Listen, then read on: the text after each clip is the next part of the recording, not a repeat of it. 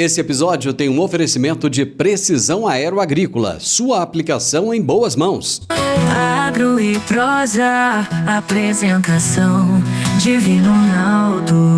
O meu entrevistado de hoje é Bruno Raipeck, líder da área de recursos florestais e biomassa da Cargill para a América do Sul.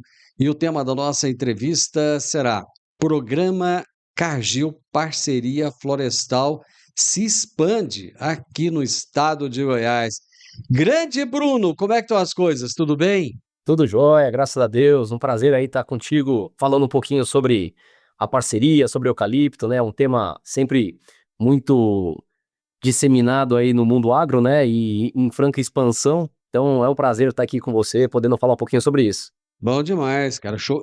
Em homenagem. Você é de onde, ô Bruno? Eu sou de São Paulo, capital, né? Mas eu fico rodando aí o Brasilzão afora e um pouquinho no Paraguai também, justamente trabalhando na parte da estratégia de abastecimento com biomassa para as nossas plantas, né, que consomem a biomassa para fins de produção de energia térmica e energia elétrica, né? Então, como é um planejamento muito de longo prazo, então a gente tem uma área específica para cuidar dessa estratégia de abastecimento em toda a América do Sul, e a biomassa é um elemento super importante para essa estratégia, para as nossas operações. Então a gente está muito conectado e muito assim, planejando muito como que a gente vai fazer para abastecer as plantas de maneira sustentável e segura. Legal, bacana.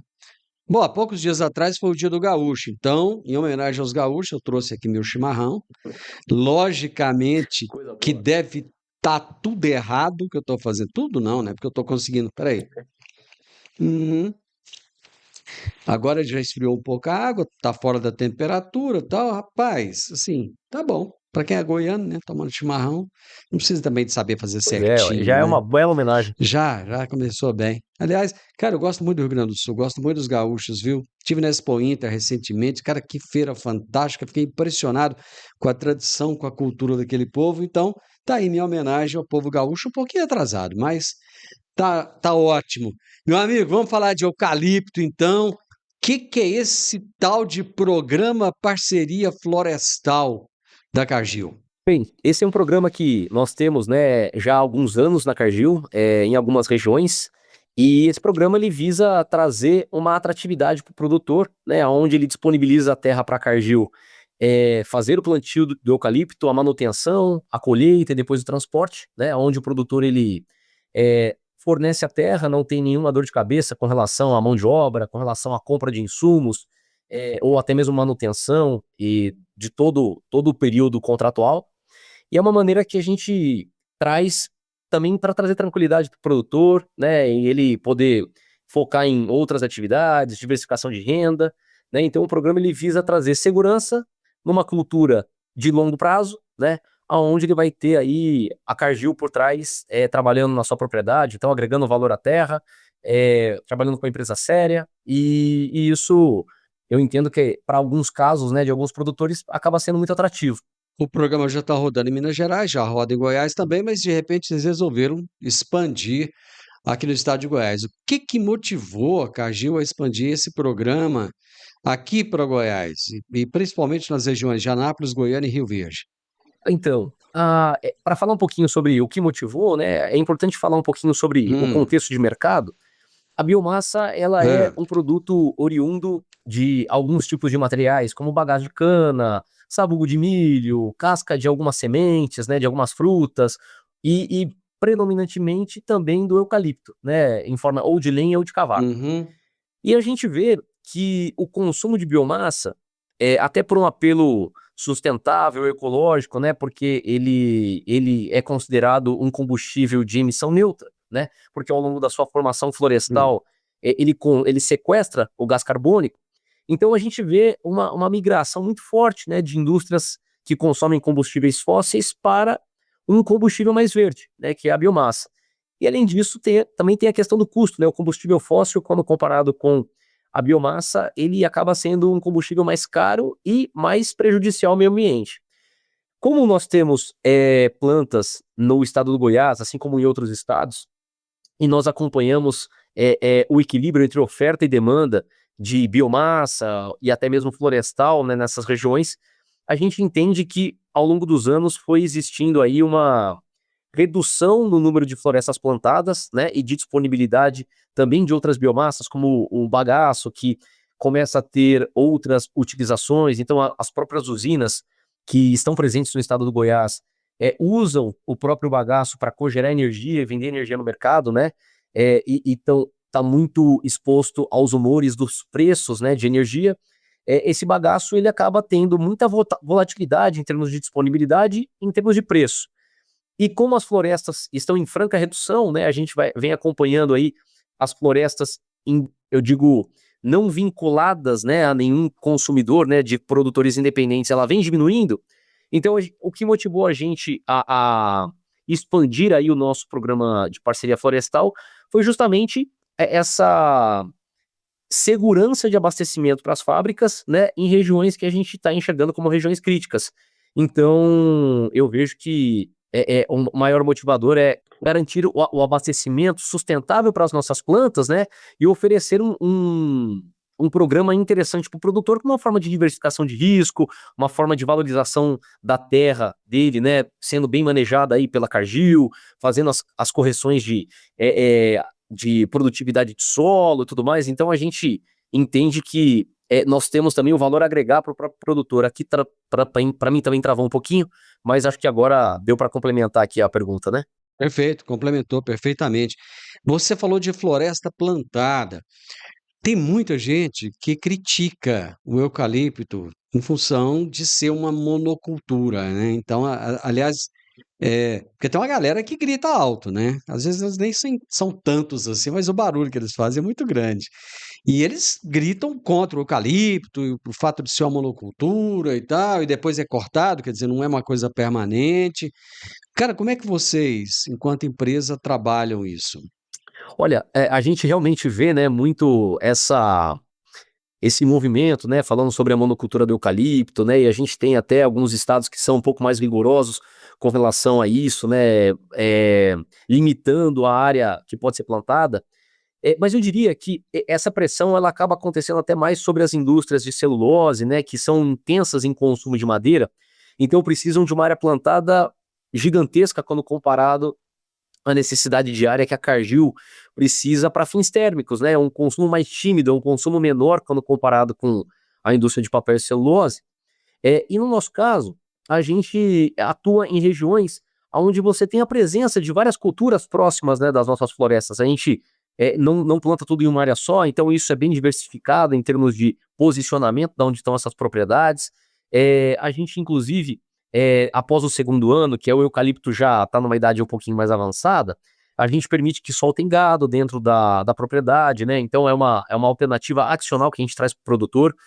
Isso para a gente é até interessante. Obviamente tem algumas regras para, na hora de combate à formiga, a gente pede para ser retirado o gado, justamente para poder fazer as atividades em segurança, assim como no momento da colheita também, para evitar algum tipo de acidente. Mas a gente vê que, no nosso caso, como são áreas de tamanhos menores a serem plantadas, e a gente também pode trabalhar em áreas degradadas, a gente pode recuperar as áreas, e também, obviamente, a gente precisa que a propriedade esteja aí adequada em termos de reserva, APP, então é uma maneira também de estimular com que as propriedades estejam com essas obrigações em dia. Então também é uma forma indireta da gente contribuir com a diversificação de fauna, flora, né, das regiões.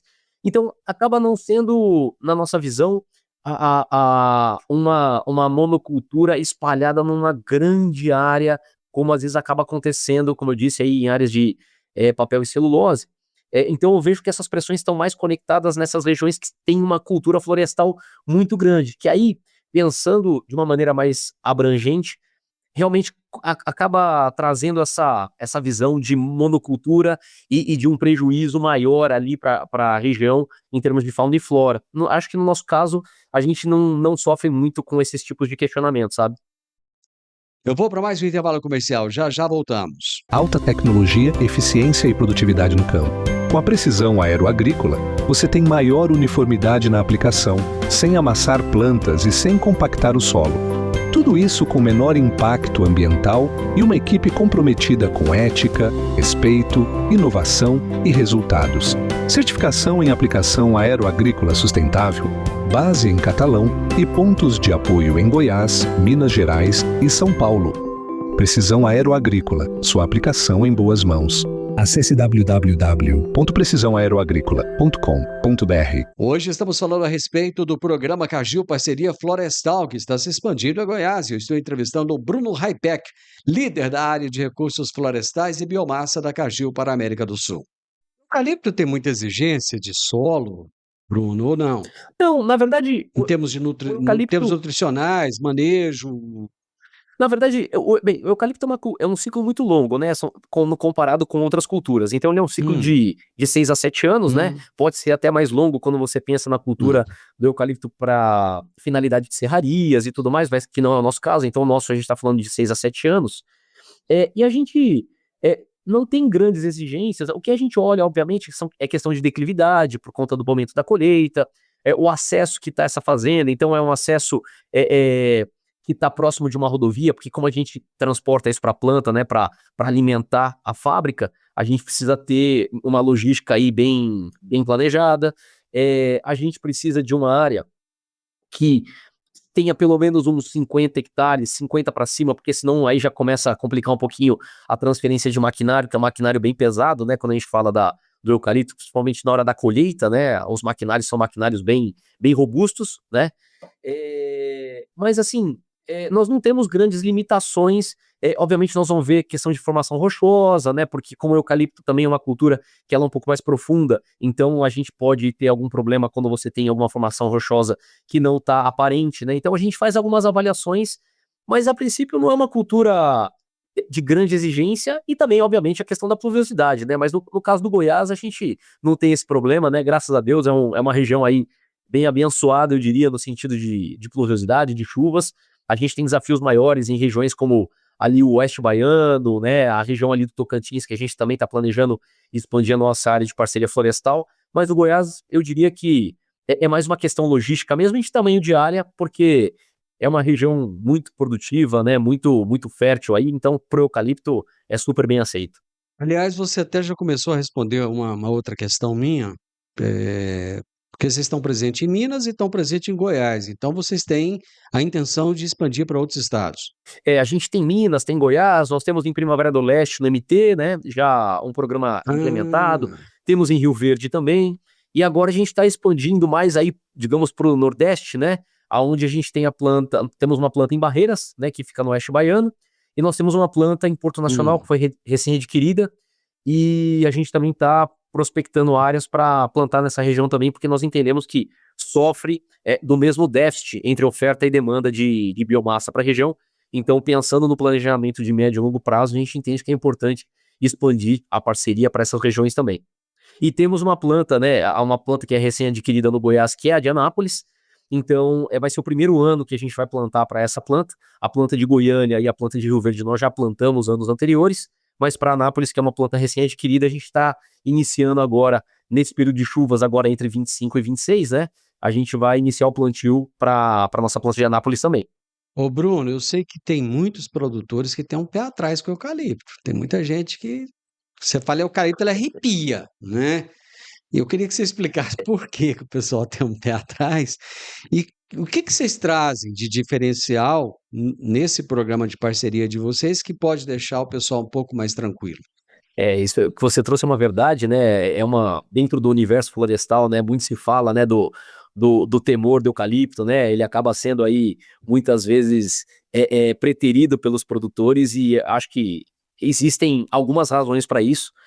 Acho que a primeira delas, existem vários mitos e verdades com relação ao eucalipto. Então, o produtor acredita que o eucalipto seca o solo ou empobrece o solo, né? E isso já foi provado tecnicamente que não, tudo depende muito da forma como você faz o manejo, da forma como você faz a questão da adubação. Então, tem muitas situações diárias que nós já pegamos para plantar eucalipto e nós devolvemos depois a área para o produtor. Por questões pessoais, o produtor queria novamente ir para alguma outra cultura, e quando nós devolvemos a área, inclusive, o solo estava mais fértil do que no momento quando nós pegamos, né? Então, depende muito da forma de manejo que você faz, e como a Cargill ela quer potencializar ao máximo a sua produtividade para ter um custo menor, então a gente olha com muito carinho essa questão do nível de adubação. Nós temos aí uma equipe florestal própria que é muito especialista nessa questão de adubação, né? Temos um mestre de adubação aqui dentro da nossa área, e a gente olha com muito cuidado, né? Então a gente brinca que a gente faz uma adubação para as nossas florestas como se faz uma adubação para uma lavoura, né? Então a gente toma muito cuidado para isso. Então acho que esse é um primeiro ponto do porquê da resistência, né? A questão dos mitos e verdades. E acho que uma outra questão muito forte do porquê que o eucalipto vem sendo preterido aí por alguns produtores é justamente, a gente precisa contar um pouquinho da história do eucalipto dos últimos anos, não diria dos últimos 4, que o preço deu uma boa reagida, mas depois, antes desses 4 os últimos anos, eu diria que pelo menos por uns 12 ou 10 anos o eucalipto foi praticamente liquidado, né, no mercado. Então, muitas vezes vendido abaixo do preço de custo, o produtor só querendo limpar a área dele para converter para outra cultura, porque ele entendia que estava perdendo dinheiro e o preço do eucalipto não reagia. Mas para isso é muito importante trazer um pouco do contexto do mercado, né? Houve uma super oferta de madeira, né? Isso eu tô falando em nível nacional, não apenas do Goiás, mas em nível nacional teve uma super oferta de madeira e, não diferente de outros mercados, ele é um mercado balizado muito por oferta e demanda. Então, quando você tem muita oferta e a demanda está mais baixa, né? Por conta aí de uma retração também da nossa atividade industrial, que acabou acontecendo por algumas crises econômicas que nós tivemos, postergações de projetos, redução de produtividade. Isso diminuiu o consumo do eucalipto no momento que você tinha uma disponibilidade alta. Então, isso pressionou muito o preço para baixo e muitos produtores frustrados venderam, né, esse eucalipto a um valor que na ocasião não faria sentido, mas queriam converter a cultura, e isso acabou criando aí também uma resistência adicional ao eucalipto, né? E o nosso programa de parceria florestal, ele vem justamente para ir na contramão dessa resistência, né? Onde a gente tenta tirar um pouco desse risco mercadológico do produtor, né? Trazendo esse risco um pouco mais para a Cargill, né? Onde nós plantamos o eucalipto, fazemos a manutenção, como eu disse, e a gente define junto com o produtor. Nós temos a gente divide a produtividade, né? Então uma parte da produtividade é do produtor que já está com a venda vinculada à Cargill, e uma outra parte pelos investimentos acaba sendo da Cargill, né? Então a gente fica com todo o volume da floresta e remunera o produtor a um preço já definido de madeira, e a gente coloca uma correção aí relacionada à inflação. Então o produtor ele sai desse risco de mercado, né? Se tem muita oferta, se tem pouca oferta, se o preço está bom, se o preço está ruim, a gente já define um preço hoje com o produtor da madeira que ele julga interessante e que fecha a conta para nós também, e a partir disso a gente coloca uma correção aí para que ele não perca valor ao longo do tempo, e aí a gente sai completamente desses humores de mercado e acaba não sendo uma produção, um plantio independente desse produtor. Ele já está vinculado a um consumidor, que no caso é a Cargill. Então, deixa eu só fazer a pergunta bem diretamente. Nesse sistema de parceria de vocês, o produtor vai ganhar dinheiro? Nós entendemos que sim, vai ganhar dinheiro, porque nós, como eu disse, né, ele é sócio da Cargill na produtividade da floresta, né? Então a Cargill, ela tem uma meta bem arrojada em termos de produtividade florestal, e os nossos resultados, historicamente falando, são acima da média de mercado, né? Isso a gente tem dados que nós acompanhamos através de dados de mercado mesmo, de produtividade, e os nossos dados internos. Então, ele é sócio da gente, vamos dizer assim, né, da produtividade florestal, e nós já travamos o preço da madeira para ele, de acordo aí com a etapa de negociação. Esse preço travado da madeira, obviamente, vai depender de uma série de fatores, né? Então, aonde está localizada a fazenda dele, então está mais próximo da nossa fábrica ou está mais distante, né? Quanto mais próximo, melhor a gente consegue pagar pelo valor da madeira. Quanto mais distante, como eu tenho um custo de frete, aí eu já não consigo pagar o mesmo valor de uma propriedade que está mais próxima do ponto consumidor. Mas eu entendo sim que o produtor ele tem uma remuneração muito justa e honesta, né? Até porque a gente tem que trazer aí uma competição com outras culturas, né? Hoje a gente tem as competições, ainda que o momento agora da soja esteja num preço um pouco mais baixo, né? A gente tenta ser competitivo para poder trazer uma maior atratividade também pro eucalipto, né? Afinal, a gente precisa do eucalipto para secar o grão, né? Então não adianta só ter o grão e não ter o eucalipto para secar, né? Então a gente tem que, de certa forma, trazer uma competitividade para o eucalipto diferente do que foi no passado. Você falou de colocar o gado a partir do segundo ano. Uhum. No primeiro ano, sem gado. Exato, porque senão você tem problema de pisotear as mudas, né? O próprio gado pode também se alimentar das mudas, então você acaba atrapalhando o desenvolvimento da floresta. A partir do momento que ela já está com 2 anos, então ela já virou uma árvore, já não é mais uma muda, né? Então aí você não tem problema com relação a ter o gado transitando pelas árvores, porque aí a gente já não tem nenhum risco de perder a produtividade, né? Que no final do dia vai impactar o bolso do produtor também. Então, nesse caso, é uma vantagem adicional que a gente traz, porque se o produtor tem alguma atividade ali de pecuária, ele pode aproveitar a área dele, né, para soltar o gado a partir do segundo ano e sem nenhum prejuízo para a produtividade da floresta. Você falou da distância, né? Quanto mais perto, mais a gente paga, quanto mais longe tem o frete e tal. Então, vamos pegar Rio Verde como exemplo? Uhum. Já que eu estou aqui em Rio Verde, então vamos pegar aqui a unidade de Rio Verde como exemplo. Até que distância daqui, da cidade de Rio Verde, é viável a pessoa buscar vocês para essa parceria? Hoje em Rio Verde a gente está trabalhando num raio de até 80 quilômetros, né? Outras regionais a gente acaba. Tudo depende também do tamanho da área que você precisa plantar, né? Quanto mais área você precisa plantar, às vezes mais distante você tem que ir, porque você não consegue encontrar essa área mais próxima da fábrica. Rio Verde é uma planta que ela não tem o maior consumo da Cargill, então é uma planta que consome aproximadamente umas 70, 80 mil toneladas de biomassa por ano, né? Então a gente consegue focar essas áreas dentro de um raio de 80 quilômetros. Já a planta de Goiânia e Anápolis, que tem um consumo um pouco maior, já na casa dos 100, 120 toneladas por ano, aí a gente já abrange para um raio de mais ou menos 100 quilômetros, né? Então, regiões aí que a gente fica na casa de umas 100, 110 toneladas por ano, a gente roda aí uns 100 quilômetros. É possível a gente rodar, sabendo que o quanto mais próximo pra gente, melhor.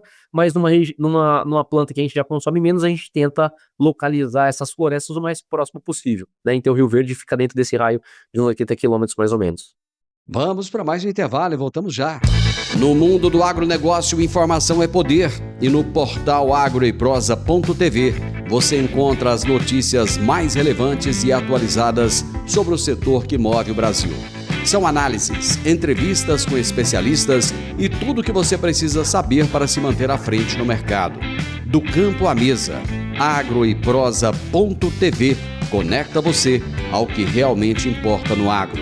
Acesse agora mesmo agroeprosa.tv e fique bem informado. www.agroeprosa.tv. A notícia do agro começa aqui. A Cargill está expandindo o seu programa de parceria florestal aqui no estado de Goiás. E quem está nos contando detalhes é o Bruno Raipec, que é o líder da área de recursos florestais e biomassa da Cargill para a América do Sul. Tem muita gente nos ouvindo agora, muitos produtores rurais. E deve estar passando na cabeça de muita gente assim, será que para mim daria certo? Será que eu estou dentro do perfil? Qual que é o perfil? Você já falou aí da quantidade de área, né? Qual que é o perfil do produtor que poderia buscar vocês para entender um pouco mais dessa parceria? Olha, a gente brinca, né, que nós não temos um perfil específico de produtor, né, que a gente busca, na verdade, porque nesse universo, né, de produtores, a gente tem os mais variados possíveis. Então você tem aquele produtor nato, né, que é uma pessoa que já tem muita experiência, então já faz o próprio plantio, ele já toca isso há muitos anos, é uma cultura familiar. Então a gente vê que esse produtor, ele muito provavelmente não é o produtor que se interessa pelo programa da Cargill, porque ele quer ter atividade ali. Mas a gente tem outros perfis de produtores, como por exemplo, alguns herdeiros que já não têm muito aquela aptidão do agro mas não querem se desfazer do bem, porque entendem que podem ter uma valorização, né, por conta da expansão agrícola e a busca por terra, né, valorização dos grãos e o importante papel que o Brasil vai ter no mundo da alimentação global, né? A gente fala muito dentro da Cargill, né, que a nossa região ela vai desempenhar um papel muito importante, né, na alimentação global. Então, isso traz uma expectativa de valorização da terra. E então esse produtor que hoje não tem o interesse de estar numa atividade agrícola, né, já teve alguma frustração de safra, quer sair um pouco do risco, quer focar em alguma outra coisa, ou um produtor que tem uma área muito grande, então quer tocar sozinho ali uma parte da propriedade, uma outra parte ele quer colocar na mão de uma empresa séria, né, onde ele sabe que vai ser bem manejado, vai ser feito tudo dentro da legislação e não vai ter nenhum prejuízo aí com relação à degradação da área dele. Eu acho que todos esses perfis acabam se encaixando, né? Então, independente se é um herdeiro, independente se é um produtor que está querendo diversificar o risco, a gente tem dos mais variados possíveis perfis de produtor trabalhando com a gente. Só para você ter uma ideia, ali na região de Uberlândia, que é onde nós temos a principal planta consumidora, nós temos aproximadamente 70 contratos de parceria florestal, né? Então, dentro desses 70 contratos, você pode imaginar o mais variado perfil possível de produtor que faz a parceria com a gente, né? Então, não tem um perfil, que eu diria, definido, né? A gente tem sim a característica da área, né? Então, a área, como eu disse, tem que ter uma declividade propícia para a cultura do eucalipto, para depois a gente não ter problema de acidente na hora da colheita, tem que ter um tamanho mínimo aí de 50 hectares por uma questão de movimentação de maquinário. Quanto melhor o acesso, obviamente, para a gente, acaba sendo mais interessante para garantir o abastecimento contínuo da fábrica. Eu diria que é isso, assim, sabe? Não temos um perfil específico de produtor, não. A gente topa qualquer negócio aí fazendo uma coisa interessante para o produtor e uma coisa interessante para a Cargill também, sabe? Eu notei que várias vezes você fala assim, ó, uma empresa séria, tal. Então, segurança jurídica e previsibilidade é uma certeza. Exatamente, exatamente. A gente vê muitos produtores, né? Isso a gente recebe muito de produtores, né? Que fizeram um contrato de arrendamento, né? Com algum produtor de soja, e aí teve uma quebra de safra, e aí o arrendatário não honrou com o contrato. Então, a gente percebe que muitos produtores preferem trabalhar com uma empresa sólida, como a Cargill, porque sabe que no final ali a gente faz pagamentos anuais, né? Como uma forma também de antecipação aí ao produtor. Então, ele percebe que faça chuva ou faça sol, a Cargill vai honrar com o seu compromisso, né? Então, a Cargill tem, historicamente, um ótimo relacionamento com os produtores, inclusive na originação de grãos e tudo mais, e na parceria florestal não é diferente, né? Então, a gente tem um grande respeito aos nossos compromissos, né? Independente, inclusive, do contrato, então a gente cumpre com a nossa palavra.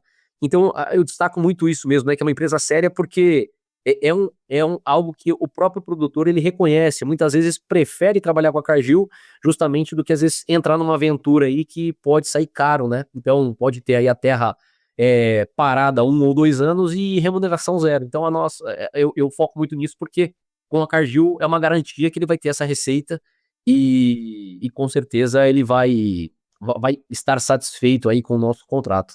Você falou faça chuva, faça sol, a gente sabe que a questão climática ela é terrível, né? Por algum motivo, sei lá, deu ruim e não deu a produtividade que vocês esperavam, aí sei lá, alguma coisa deu errado. Sim. Aí o prejuízo também é compartilhado? Como é que funciona? Nós temos algumas travas no contrato, né? Justamente para a gente tentar mitigar esses riscos, né?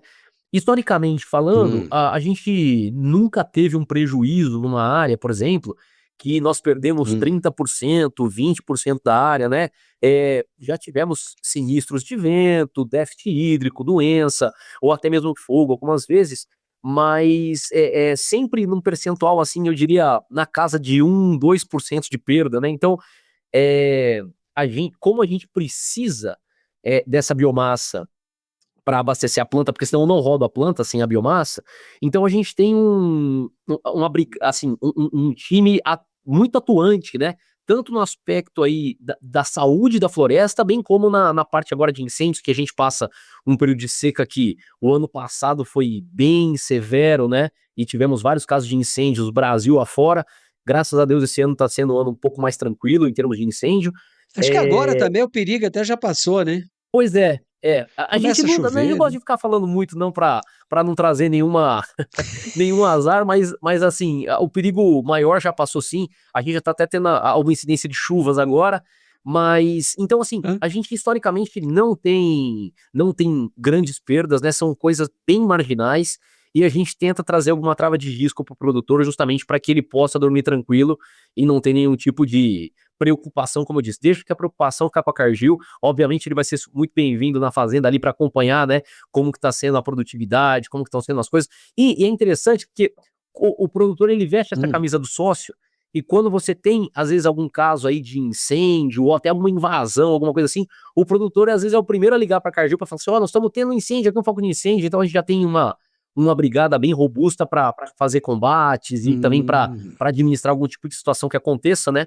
Então, eu diria que a questão da produtividade, eu acho que o produtor ele tem mais a ganhar, dados os nossos históricos de produtividade, do que a perder, para ser honesto. Vocês têm uma meta aí de chegar a 40 mil hectares, né, até 2029. Dessa meta aí, vocês já cumpriram quanto? Tá difícil de chegar ou tá assim, chocolate? Não, tá difícil de chegar. A gente, como eu disse, né, o eucalipto ele é um pouco demonizado ainda no mercado, né? O pessoal tem essa resistência. Então, às vezes, por exemplo, na região de Uberlândia, que a gente tem que plantar 1.900 hectares por ano, graças a Deus a gente já está agora no final do 6º ano de plantio, mas para chegar no final desse 6º ano foi uma peleja grande aqui, porque é muita área e você tem uma competição muito grande, né? No Goiás não é diferente, porque o Goiás ele é um estado muito agrícola, né? Então você tem competição por outras culturas. Então realmente é um trabalho muito árduo de conseguir chegar nessa meta. Essa meta está associada, obviamente, às projeções de consumo de biomassa da Cargill, e hoje a gente já está chegando na faixa aí de uns 25 a 26 mil hectares, né? Isso espalhado, como eu disse, Brasil afora e um pouquinho no Paraguai também. Então, temos chão ainda pela frente, mas agora já em outras regionais. No Goiás, né, como eu disse, Anápolis aí, que é o primeiro ano de plantio, temos mais 6 anos à frente para plantar. A própria planta de Goiânia, a gente tem mais 3 anos à frente. Porto Nacional, no Tocantins, a gente está começando agora, então temos 6 anos à frente. Ali na região, como eu disse, de Barreiras, na Bahia, temos mais uns 5 anos à frente, então tem bastante chão para rodar ainda. Então vamos fazer o seguinte, a nossa audiência é grande, é bem grande mesmo, Bruno. Você tem 1 minuto para eu te ajudar a atingir a meta. Manda ver, convida o pessoal aí. Tá legal. Bem, produtor, eu diria que eu acho que faz todo sentido, pelo menos vocês conhecerem um pouco melhor o programa de parceria florestal da Cargill, né? A gente está aberto aí a tirar dúvidas, a fazer reuniões, né? Nós temos o time florestal da Cargill espalhado em todas essas localidades, né? Então, vocês podem entrar em contato com a gente vai fazer conta junto com vocês, a gente vai fazer o possível para que tudo seja viabilizado, né? Temos essa questão de análise de documentação, então a gente também dá todo o auxílio para a gente avaliar toda essa documentação que é necessária, porque a Cargill é muito rigorosa com relação a esse ponto, né? Para garantir que estamos cumprindo todos os requisitos legais. Mas fica o convite a vocês se aproximarem, conhecerem aí o nosso programa, né? A gente pode dar detalhes, explicar bem direitinho, marcamos um café aqui na Cargill e com certeza vocês vão entender que é um programa seguro, rentável e que pode trazer a tranquilidade que você está procurando, né? Então acho que fica o convite aí para nos procurarem a qualquer momento que for necessário. Como é que a turma te acha para tomar esse café? Olha, nós temos o nosso site da Parceria Florestal, né? www.parceriaflorestal.com.br, né? Então o pessoal pode nos procurar através desse site, né? Ou através dos nossos canais de comunicação também no site da Cargill, ou através das nossas plantas. Temos o time florestal também, mas o time florestal já recebe todas as buscas aí através desse site. Depois eu posso passar para vocês direitinho também, e aí a gente deixa já vinculado qual que é o site que eles podem entrar para se cadastrarem, e a gente faz uma primeira triagem e depois a gente com certeza já entra em contato. Bacana. Abraço para você. Um abraço, é meu prazer aqui mais uma vez, agradecimento à participação, muito obrigado e sucesso aí no programa. Valeu, cara, obrigadão, sucesso também aí no seu programa, né? Gente, eu acho que o Bruno ficou muito feliz no que ele disse, né? Você precisa de buscar parceiros sólidos, isso é sempre muito importante. Eu conversei com o Bruno Reipek, que é líder da área de recursos florestais e biomassa da Cargill para a América do Sul, fazendo um baita de um trabalho, gente, no Brasil e no Paraguai. E nós falamos a respeito do programa Cargill Parceria Florestal, que está se expandindo aqui no estado de Goiás. O podcast Agro e Prosa tem o objetivo de falar do agronegócio de forma fácil, simples e descomplicada. Diariamente conversamos com os maiores atores do agro e abordamos os mais diversos assuntos de interesse de produtores rurais, técnicos, pesquisadores, profissionais da área e simpatizantes do agronegócio. Se você gosta do nosso podcast, então você pode nos ajudar. É muito simples. Basta seguir-nos nas principais plataformas de streaming e também no YouTube. Se você deixar um gostei, compartilhar os episódios e deixar um comentário, já vai nos ajudar muito a dar relevância tanto ao podcast quanto ao canal. E o mais importante de tudo, nos siga para receber notificações de novos vídeos e episódios. Um grande abraço para você e até a nossa próxima prosa.